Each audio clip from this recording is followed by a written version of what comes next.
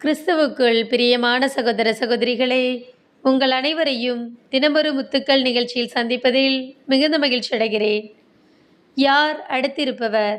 லூக்கா 10ஆம் அதிகாரம் 36 முதல் 37 முடிய வசனங்கள்.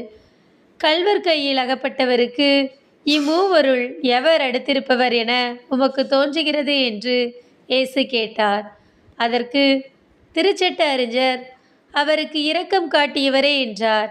இயேசு, நீரும் போய் அப்படியே செய்யும் என்று கூறினார்.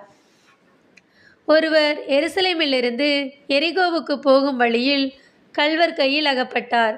அவருடைய ஆடைகளை உரிந்து கொண்டு அவரை அடித்து குற்றுயிராய் விட்டு போனார்கள். குரு ஒருவர் தற்செயலாய் அவ்வழியே வந்தார். அவர் அவரை கண்டதும் மறுபக்கமாக விலகிச் சென்றார். அவ்வாறே லேவியர் ஒருவரும் அவ்விடத்துக்கு வந்தார். அவரும் அவரை கண்டதும் அவ்வாறே விலகிச் சென்றார்.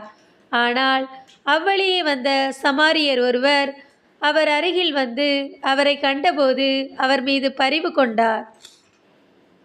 அவரை அணுகி காயங்களில் திராட்சை மதுவும் எண்ணெயும் வார்த்து அவற்றை கட்டி தாம் பயணம் செய்த விலங்கின் மீது அவரை ஏற்றி ஒரு சாவடிக்கு கொண்டு போய் அவரை கவனித்து கொண்டார்.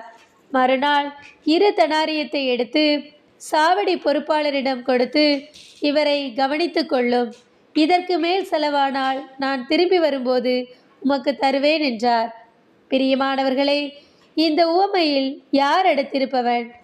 தேவையில் இருக்கும் நபருக்கு உதவுபவனே அடுத்திருப்பவன். குருவும் லேவியும் தங்களுடைய ஆலய பணிகளை மனிதநேய பணியை விட முக்கியம் என ஒதுங்கிச் சென்றார்கள்.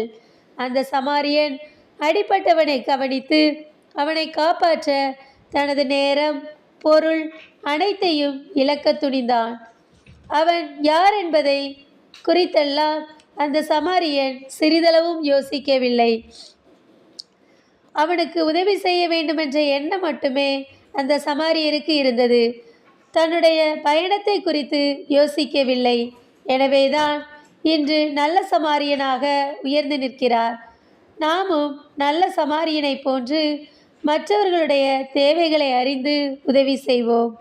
அன்பு இறைவா, நாங்கள் சந்திக்கும் நபர்களின் தேவைகளை அறிந்து அவர்களுக்கு நல்ல சமாரியனை போன்று உதவி செய்ய எங்களுக்கு நல்மனதை தாரும் இறைவா.